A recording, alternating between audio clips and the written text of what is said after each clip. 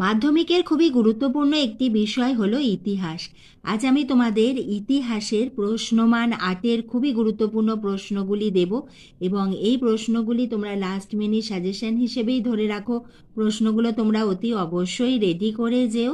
প্রথমে আমি তোমাদের প্রশ্নমান ৮-এর যে নম্বর বিভাজন, কত বিভাগে তোমাদের যে ৯০ নম্বরের প্রশ্নপত্র হবে, সেখানে কত দাগ নম্বরে কোন অধ্যায় থেকে প্রশ্ন আসবে, সেটা আগে আমি তোমাদের বলে দেবো এবং তারপরে আমি তোমাদের খুবই গুরুত্বপূর্ণ ১৫টি প্রশ্নমান ৮-এ প্রশ্ন দেব। আশা রাখি ভিডিওটি তোমাদের খুবই উপকারে আসবে। ভালো লাগলে লাইক করো, চ্যানেলে নতুন হলে চ্যানেলটি সাবস্ক্রাইবের সঙ্গে বেল আইকনটা প্রেস করে দিয়ে আমাদের সকলের চ্যানেল স্টাডি ফর এডুকেশনের বন্ধু হয়ে যেও এবং এইভাবে আমি তোমাদের প্রতিটি বিষয়েরই কিন্তু সাজেশান তোমাদের দিতে থাকবো, তোমরা লক্ষ্য রেখো। আমাদের ৯০ নম্বর লিখিত পরীক্ষাতে বিভাগ উঁয়াতে থাকবে 8 মার্কস, অর্থাৎ প্রশ্নমান ৮-এর প্রশ্ন। একটি প্রশ্নের উত্তর লিখতে হবে 8 মার্কসের। আমাদের 3টি প্রশ্ন থাকবে, আমাদের 5-এর দাগে প্রশ্ন 5.1, 5.2 এবং 5.3। এই 3টি প্রশ্নের মধ্যে আমাদের যে কোনো একটি প্রশ্নের উত্তর লিখতে হবে।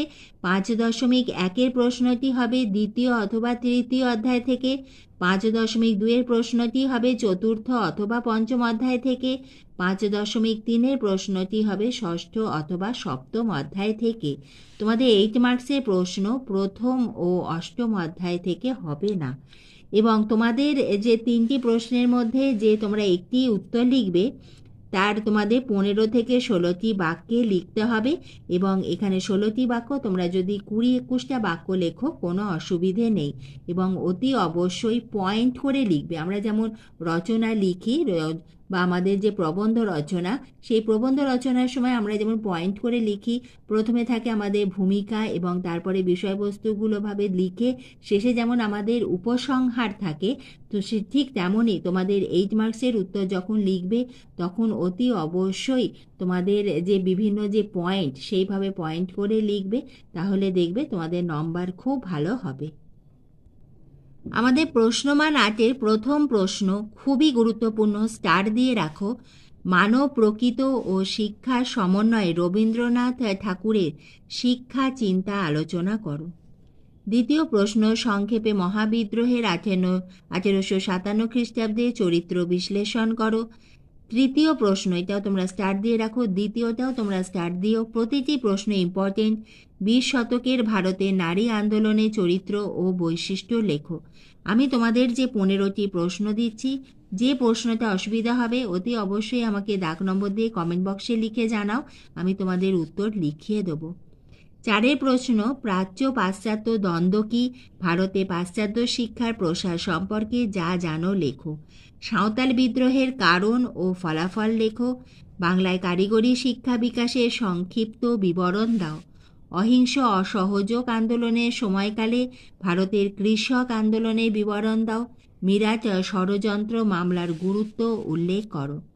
বাংলায় নমশূদ্র আন্দোলনের সংক্ষিপ্ত বিবরণ দাও। সমাজ ও শিক্ষা সংস্কারে রাজা রামমোহন রায়ের অবদান সম্পর্কে আলোচনা করো। বাংলায় নবজাগরণের প্রকৃতি ও সীমাবদ্ধতা আলোচনা করো। এটাও কিন্তু তোমরা স্টার দিয়ে রাখো। জাতীয় শিক্ষা পরিষদ গঠনের পটভূমি আলোচনা করো। জাতীয় শিক্ষা পরিষদের ব্যর্থতার কারণ কি? নীল বিদ্রোহ কেন হয়েছিল, এই বিদ্রোহের বৈশিষ্ট্য। বাংলার দলিত আন্দোলন সম্পর্কে আলোচনা করো।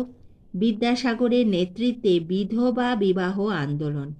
বঙ্গভঙ্গ বিরোধী আন্দোলন ও ভারত ছাড়ো আন্দোলনে ছাত্রদের ভূমিকা। তোমরা প্রশ্নগুলো আরেকবার দেখে নাও।